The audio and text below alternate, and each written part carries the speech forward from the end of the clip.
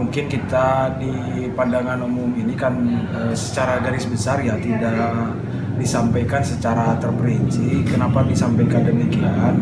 Karena memang pertama persoalan waktu biasanya ya, sehingga nanti kan untuk lebih detailnya dibahas di masing-masing komisi. Nah tentunya di sini yang pertama adalah soal pendapatan secara garis besar, di mana pendapatan daerah Kabupaten Sukabumi ketika disandingkan dengan pendapatan sebelumnya memang ada kenaikan, tetapi fraksi PKB, satu sisi fraksi PKB mengapresiasi hal itu, tapi di sisi lain tentunya kami memberikan dorongan lah, memberikan motivasi, dorongan, kritisi terhadap pemerintah daerah. Tentunya kenaikan-kenaikan itu harus dibarengi dengan progres pembangunan hasilnya nanti ke depan, dan itu pun harus benar-benar yang bermanfaat untuk masyarakat. Jangan sampai ada program-program rutinitas,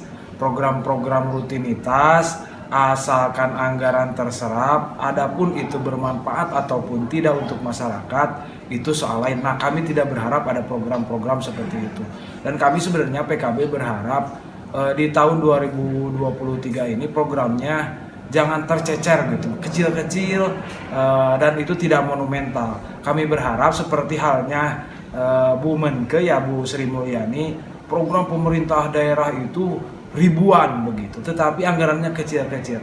Misalkan pengaspalan 200 juta, nah tahun berikutnya udah rusak lagi, kan biasanya seperti itu. Kami tidak berharap hal-hal demikian, tetapi ada anggaran-anggaran yang monumental, bisa terpakai lebih lama, dan memang saya berharap pemerintah daerah memperhatikan kalender musim. Jangan sampai program-program yang memang bangunan-bangunan fisik dikerjakan di musim penghujan begitu, tetapi ya di bulan Maret itu atau di bulan Februari itu harus sudah running. Kami berharapnya seperti itu. Nah selain hal itu tentunya kami berharap pemerintah daerah karena sudah terbit undang-undang pesantren ya, hari ini kebetulan sebentar lagi tanggal 22 Oktober Hari Santri Nasional, kami berharap pemerintah daerah ada keberpihakan terhadap pondok pesantren, baik infrastruktur fisiknya maupun sumber daya manusia di pesantrennya agar lebih diperhatikan ke depan. Karena pesantren ini adalah lembaga pendidikan tertua di Indonesia yang ikut memerdekakan bangsa ini, tetapi hari ini belum tersentuh, belum optimal tersentuh oleh program-program pemerintah seperti itu. Terus selanjutnya soal belanja nih. Soal belanja tentunya kami berharap belanja pemerintah daerah ke depan harus seperti sudah disampaikan tadi, harus benar-benar bermanfaat untuk warga masyarakat. Kami mengapresiasi apa yang sudah dilakukan hari ini, terutama Pak Bupati hari ini, kalau istilah saya nih, tos ngabariskeun orang-orang hebatnya di SKPD, di OPD begitu. Tentunya kami berharap pemerintah daerah agar lebih cepat begitu, seperti halnya kata Pak Jokowi ya, presiden kita, hari ini bukan lagi potensi daerah yang begitu besar, potensi suatu negara yang begitu besar, tetapi yang terpenting hari ini adalah soal kecepatan. Siapa yang cepat maka itu yang akan mendapatkan segalanya begitu.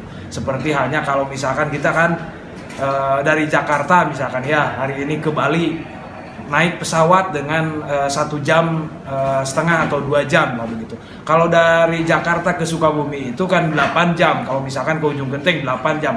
Hari ini kan tentunya wisatawan akan memilih Bali kan, karena hanya tempo 1 jam setengah. Kalau ke kita kan 8 jam. Itu soal kecepatan, itu hanya contoh kecil saja.